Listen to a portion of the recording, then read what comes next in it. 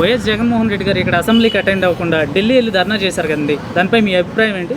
రాష్ట్ర ప్రజలు దేవాలయంగా భావించే ఒక ప్రదేశం ఆంధ్రప్రదేశ్ రాష్ట్ర సచివాలయం అండి.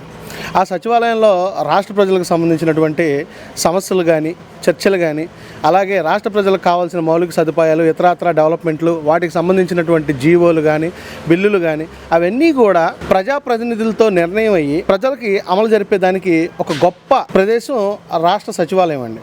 అలాంటి సచివాలయంలో సమావేశాలు జరుగుతున్నప్పుడు ఏ ప్రజాప్రతినిధి అయినా సరే తప్పనిసరిగా హాజరై అతను స్థానికంగా ఉన్నటువంటి వాళ్ళ సమస్యలు కానీ, అలాగే ప్రజలు ఇంకేం కోరుకుంటున్నారో వాళ్ళకి అభివృద్ధికి సంబంధించిన విషయాలు కానీ, బిల్లులు కానీ, ఇవన్నీ చర్చలు జరగాల్సిన ప్లేస్లో ఆ స్థానిక ప్రజాప్రతినిధులు వచ్చి వాళ్ళు ఇవన్నీ పనులు చేయించుకోవాలి. కానీ రాష్ట్ర సచివాలయంలో సమావేశాలు జరుగుతున్నప్పుడు ఈ సభ్యులు ఎవరైతే ఉన్నారో వాళ్ళు సభని ఎగ్గొట్టి ఇంకో చోట ధర్నాలకు వెళ్ళటం అంటే అది కేవలం వైఎస్ఆర్సీపీ నాయకులకే చెల్లిందండి.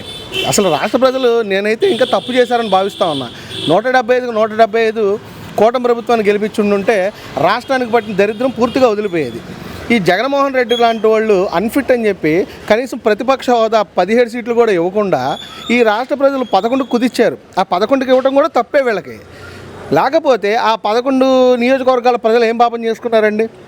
ఈ రోజున వాళ్ళ సమస్యల్ని వాళ్ళ ఎమ్మెల్యేలు అసెంబ్లీలో మాట్లాడతారనుకుంటే వాళ్ళు పోయి సభను వాకౌట్ చేసి ఢిల్లీ వెళ్ళి ధర్నా చేసి, నువ్వు ఢిల్లీ వెళ్ళి ధర్నా ఎందుకు చేస్తావు జగన్మోహన్ రెడ్డి?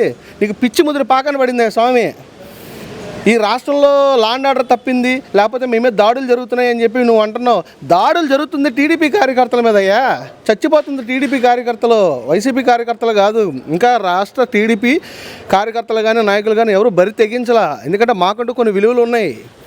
మేము ఎప్పుడు కూడా విలువలు తప్పి మేము ఎప్పుడూ ప్రవర్తించలా. మా నాయకుడు క్రమశిక్షణకు పెట్టింది పేరు చంద్రబాబు నాయుడు గారు మాట మాకు వేదం. ఆయన ఎప్పుడైతే మమ్మల్ని క్రమశిక్షణగా ఉండమన్నాడో మేము అలాగే ఉన్నాం.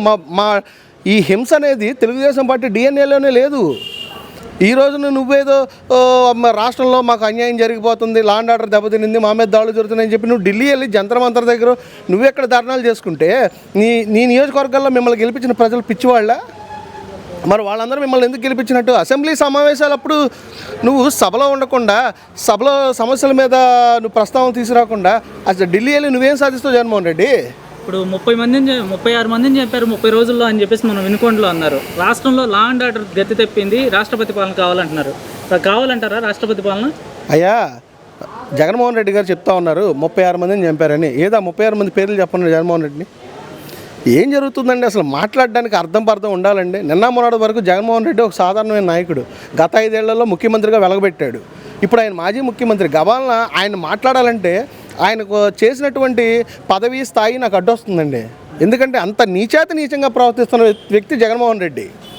రాష్ట్రపతి పాలన దేనికి కావాలండి? రాష్ట్రంలో ఏం లా అండ్ ఆర్డర్ గతి తప్పింది?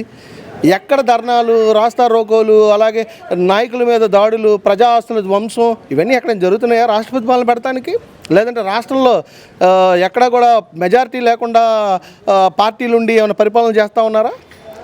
రాష్ట్రంలో స్పష్టమైన మెజారిటీ ఉంది. 164 స్థానాలు కూటమి ప్రభుత్వం అద్భుతంగా పరిపాలిస్తూ ఉంది. ఈ 45 రోజుల్లో ప్రజలు ఆల్రెడీ కొత్తగా అభివృద్ధిని చూడడానికి మొదలుపెట్టారు. పని జరుగుతున్నాయి.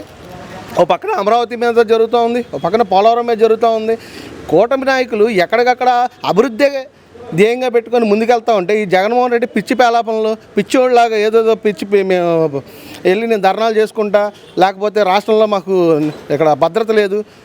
రాష్ట్రంలో ఒక చిన్న స్థాయి ప్రజల నుండి పెద్ద స్థాయి నాయకుల వరకు కూడా ఫుల్ ఫ్లెడ్జ్డ్గా అందరికీ భద్రత ఉంది. లా అండ్ ఆర్డర్ బ్రహ్మాండంగా ఉంది.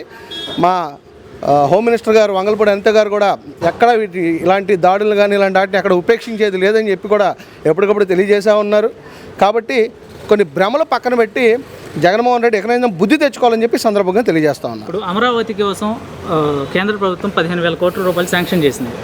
వీళ్ళు ఏమంటున్నారంటే 15,000 కోట్ల రూపాయలు అప్పుకి పర్మిషన్ ఇచ్చింది కేంద్రం అంటున్నారు. దాన్ని ఎలా చూడొచ్చండి? ఏమండి, వీళ్ళ హయాంలో అమరావతి మీద కానీ, పోలవరం మీద కానీ గత 5 ఏళ్లలో వీళ్ళు దృష్టి పెట్టింది లేదు. ఈ రోజున కేంద్రం మొట్టమొదటి బడ్జెట్ సెషన్లోనే 15,000 కోట్ల రూపాయలు అమరావతి కేటాయించడం చాలా హర్షించదగ్గ విషయం. చంద్రబాబు నాయుడు గారు ఏంటో, కూటమి నాయకులు పవన్ కళ్యాణ్ గారు, పురంధరేశ్వరి గారు వాళ్ళంటే ఏంటో చూపించారండి. కేంద్రానికి ఖచ్చితంగా వాళ్ళు చూపించారు వాళ్ళ యొక్క గొప్పతనాన్ని. లేదంటే 15,000 కోట్ల రూపాయలు ఈ రోజున అమరావతి నిర్మాణం అంటే ఒక రాజధాని నిర్మాణానికి సాధించి రావడం అంటే చిన్న విషయం కాదు. దాన్ని బదనాం చేసి ఈ విషయాన్ని అప్పులు తెచ్చుకోవడానికి పర్మిషన్ ఇచ్చిందనో, లేకపోతే ఇతరత్ర మేమేమో మీరే తెచ్చుకుంటే మీకు మేము హామీగా ఉంటామని చెప్పడమో, ఇవన్నీ కూడా కళ్ళబొల్లి మాటలు, చేతకాని మాటలు. జగన్మోహన్ రెడ్డి అతని చేతకాంతనాన్ని ప్రజలకి కప్పిపుచ్చుకోవడానికి ప్రజల దగ్గర ఇలాంటి కళ్ళబొల్లి మాటలు చెప్పి టాపిక్ డైవర్షన్ చేస్తున్నాడే తప్ప వేరే విధంగా కాదు. డైవర్షన్ రాజకీయాలకు పెట్టింది పేరు జగన్మోహన్ రెడ్డి అండి. ఇప్పుడు విజయసాయి రెడ్డి గారు ప్రెస్ మీట్ పెట్టి ఇప్పుడు ఎలక్షన్ జరిగితే మేము క్లీన్ స్వీప్ చేస్తాం ఆంధ్రాలో అంటున్నారు. నిజమేనా అది? ఏమండే, విజయసాయి రెడ్డి గారి ఇంట్లో అద్దం లేదేమో, మాకు లేదు, మా దగ్గరికి వస్తే మేము మంచి మంచి అద్దాలు కొనేసిస్తాం. ఒక్కసారి అద్దంలో వాళ్ళ మొహం చూసుకోమనండి, అద్దంలో మొహం చూసుకొని అప్పుడు మాట్లాడమనండి. క్లీన్ స్వీప్ చేసే మొహాలు కాదు కదా, మళ్ళీ వీళ్ళు గెలిచి ఆ 11 సీట్లు కూడా గెలిచే పరిస్థితి లేదని చెప్పి మేము డంకాపదంగా చెప్పగలమండి. ఇప్పటికే రాష్ట్ర ప్రజలు బాధపడుతూ ఉన్నారు. వీళ్ళ మొహాలకు 11 సీట్లు ఇవ్వడం కూడా ఎక్కువే, వీళ్ళు అందుకు అనర్హులు. అసలు 175 కూటమి ప్రభుత్వం వస్తుంటే ఈ దరిద్రాన్ని మేము అసలు వదిలిచేసుకునేవాళ్ళం అని చెప్పి అనుకుంటా ఉన్నారండి. సెంటర్లో కావాలంటే వెళ్ళి వాళ్ళ నాయకుల్ని స్పై కెమెరాలు పెట్టి ఒకసారి వెళ్ళి పరిశీలించుకోమని చెప్పండి. ఎక్కడా కూడా రాష్ట్ర ప్రజలు మరొక్కసారి వైసీపీ నాయకులను కానీ వైసీపీ ప్రభుత్వాన్ని కానీ ఏమాత్రం కోరుకోవట్లేదని చెప్పి నేను తెలియజేస్తూ ఉన్నాను. ఇప్పుడు తల్లికి వందనం ఏదైతే చంద్రబాబు నాయుడు గారు పెట్టారో, తల్లికి వందనం కాదు, అది తల్లికి పంగనామం పెడుతున్నాడు చంద్రబాబు నాయుడు అని చెప్పి అంబటి రాంబాబు గారు ప్రెస్ మీట్లో అంటున్నారు. దీన్ని ఎలా చూడొచ్చు? ఏమండే, అంబటి రాంబాబు గారు అనే వ్యక్తి ఒక ముండల ముఠాకోరు. వాడికి పరిపాలన మీద తప్ప వేరే ఇతరత్ర వ్యాపకాల మీద ఇంట్రెస్ట్లు ఎక్కువ. మొన్న మా మంత్రి గారు నారా లోకేష్ గారు అసెంబ్లీ సాక్షిగా చాలా క్లియర్గా చెప్పారండి. తల్లికి వందనం, ఇంట్లో ఎంతమంది పిల్లలు ఉంటే అంతమందికి ప్రతి ఒక్కరికి మేము డబ్బులు వేస్తాం, ఖచ్చితంగా తల్లికి వందనాన్ని ఎంతమంది పిల్లలు ఉంటే అంతమందికి అమలు చేస్తాం అని చెప్పి చాలా క్లియర్ కట్గా అసెంబ్లీ సాక్షిగా చెప్పాడు. ఆయన ఏదో ఇంట్లో కూర్చొని చెప్పలేదు, లేదంటే వేరే ఆఫీస్ రూమ్లో కూర్చొని చెప్పలా, అసెంబ్లీ సాక్షిగా చెప్పారు. దాన్ని అమలుపరచడానికి సాధ్యాసాధ్యాలు, అలాగే వాటికి సంబంధించినటువంటి ప్రొసీజర్స్ ఉంటాయండి కొన్ని. అవన్నీ అసలు అమలయ్యేంత టైం కూడా వీళ్ళు ఇవ్వకుండా, ఒక కొత్త ప్రభుత్వం వస్తే కనీసం 6 నెలలు ఆ ప్రభుత్వ పనితీరు చూడకుండా ఇలాంటి చవకబారు నీచ విమర్శలు చేస్తున్నటువంటి ఈ అంబటి రాంబాబు గాడికో లేకపోతే విజయసాయి రెడ్డి గాడికో ఇలాంటి సన్నాసులకి మేము సమాధానం చెప్పాల్సిన అవసరం లేదు. వాళ్ళందరికీ మాలాంటి చిన్నస్థాయి కార్యకర్తలే చెప్పు తీసుకొట్టినట్టుగా సమాధానం చెప్పడానికి సిద్ధంగా ఉన్నాం తప్ప మా నాయకులు ఎవరు సంసిద్ధంగా లేరు. ఇలాంటి పనికిమాలిన వ్యక్తులు మేము ఎప్పుడో పట్టించుకోవడం మానేసామని చెప్పి సందర్భంగా తెలియజేస్తా ఉన్నాం. ఇప్పుడు కొడాల నాని గారు అంతకుముందు ఆయన అధికారంలో ఉన్నప్పుడు సన్నబియ్యం ఇస్తామన్నారు, ఆ తర్వాత నీ అమ్మ మోడీకి చెప్పానని చెప్పేసి చంద్రబాబు నాయుడు గారి మీద వ్యాఖ్యలు చేశారు. ఇప్పుడు ఆయన అసలు మైక్ ముందుకు కూడా రావట్లేదు. ఎలా చూడొచ్చు అంటారు? ఏముందండి, కొడాల నానికి బుద్ధి వచ్చి ఉంటుంది. ఇంకెప్పుడు నోరు అదుపులో పెట్టుకోకుండా మాట్లాడటం చేయడు.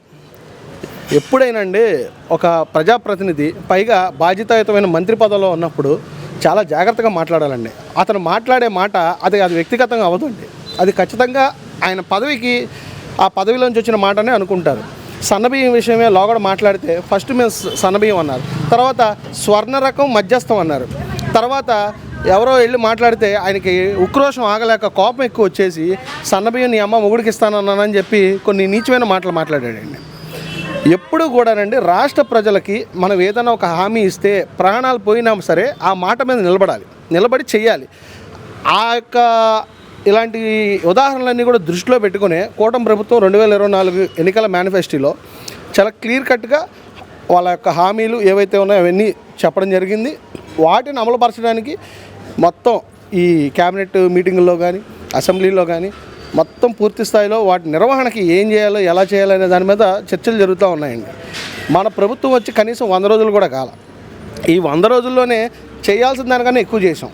కాబట్టి భవిష్యత్తులో జరుగుతుంది, జరగకపోతే అప్పుడు మీరు మాట్లాడాలి. కానీ ఇంకా అసలు ప్రభుత్వం ఊపిరి తీసుకుని అసలు ఎక్కడెక్కడ ఏ లోపాలు ఉన్నాయో వాటన్నింటినీ ఎతికి పట్టుకుని సర్దుబాటు చేసుకోవడానికే ఇంకా టైం లేదు. ఈ 5 ఏళ్ళలో మీరు అస్తవ్యస్త పరిపాలన చేశారు. మీ పరిపాలన అసలు ఎలా చేశారని చెప్పి మేము వాటిని పోస్ట్ మార్టం చేయడానికి మాకు ఇంకా టైం సరిపోకపోతే మీరు అప్పుడే చెత్త విమర్శలు, చౌకబారు మాటలు మాట్లాడుకుంటూ మీడియాలో మమ్మల్ని మాట్లాడినంత మాత్రాన కూటమి ప్రభుత్వానికి ఒరిగేది ఏమీ లేదు. రాష్ట్ర ప్రజలు కూటమి ప్రభుత్వం మీద పూర్తి నమ్మకంతో ఉన్నారని చెప్పి సందర్భంగా తెలియజేస్తాం.